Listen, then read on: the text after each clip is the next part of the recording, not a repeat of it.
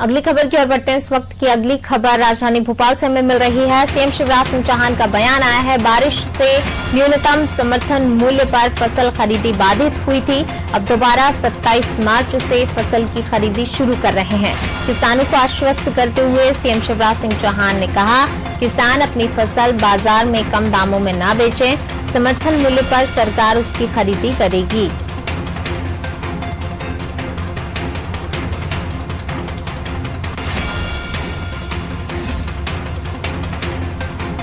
भोपाल से खबर आपको बता रहे हैं। सीएम शिवराज सिंह चौहान का बयान आया। बारिश से न्यूनतम समर्थन मूल्य पर फसल खरीदी बाधित हुई थी। अब दोबारा 27 मार्च से फसल की खरीदी शुरू कर रहे हैं।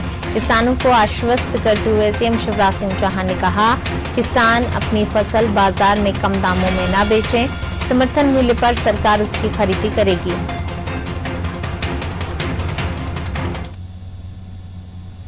भगवान शिव सबका कल्याण करें। बारिश के कारण न्यूनतम समर्थन मूल्य पर फसलों की खरीदी बाधित हुई थी, लेकिन अब 27 मार्च से खरीदी प्रारंभ की जा रही। गेहूं हो, चना हो, मसूर हो, सरसों हो, मैं किसानों को आश्वस्त करता हूं कि वो औने पौने दाम पर फसल न बेचे। जिन फसलों के उचित रेट और ऊंचे दाम समर्थन मूल्य से लग रहे हैं, उनको वो जरूर बेचे बाजार में। बाकी समर्थन मूल्य पर सरकार खरीदी करेगी।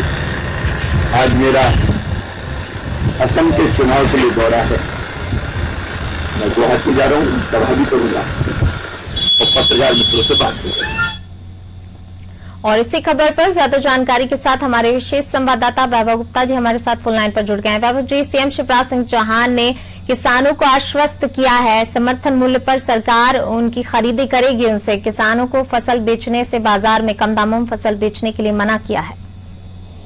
बिल्कुल, हमने देखा कि मध्य प्रदेश के कई जिलों में असमय बारिश के चलते फसलें खराब हो गई और जिस तरह से बारिश हो रही थी उसके चलते मध्य प्रदेश सरकार के द्वारा एक फैसला लिया गया, जिसमें गेहूं, चना, सरसों की न्यूनतम समर्थन मूल्य पर जो खरीदी की जा रही थी उसको कुछ समय के लिए बढ़ा दिया था। ऐसे में मध्य प्रदेश के किसान परेशान हो रहे थे, कम दामों में अपनी फसलों को बेच रहे थे, जिसकी जानकारी सरकार तक पहुंची। तो आज मुख्यमंत्री शिवराज सिंह चौहान ने बयान दिया कि हम 27 मार्च से न्यूनतम समर्थन मूल्य पर फसलों की खरीदी एक बार फिर से करने जा रहे हैं।